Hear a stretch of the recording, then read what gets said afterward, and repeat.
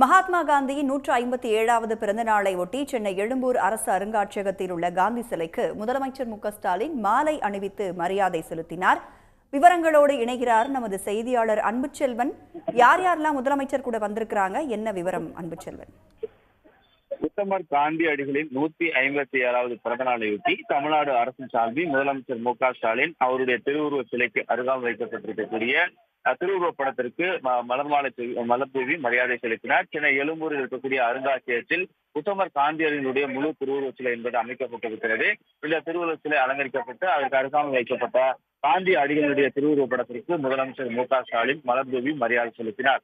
அவருடன் அமைச்சர்கள் சேகர்பாபு உட்பட அதிகாரிகள், சட்டமன்ற உறுப்பினர்கள், நாடாளுமன்ற உறுப்பினர்கள், மேயர் மற்றும் துணை மேயர் ஆகியோரும் மலர் தூவி மரியாதை செலுத்தினார். இதைத் தொடர்ந்து பள்ளி மாணவர்களுடைய காந்தி தொடர்பான ஒரு பாடல் பாடுவதையும் முதலமைச்சர் மு.க.ஸ்டாலின் அமர்ந்து கேட்டறிந்தார்.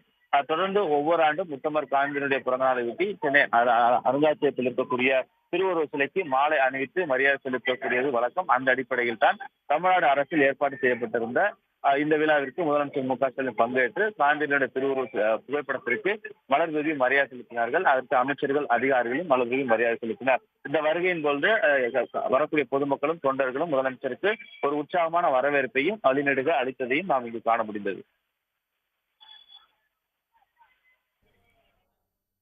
விவரங்களை பகிர்ந்து கொண்டமைக்கு நன்றி அன்புச்செல்வன். உடனுக்குடன் செய்திகளை தெரிந்து கொள்ள சன் நியூஸ் பெல் ஐகானை கிளிக் பண்ணுங்க.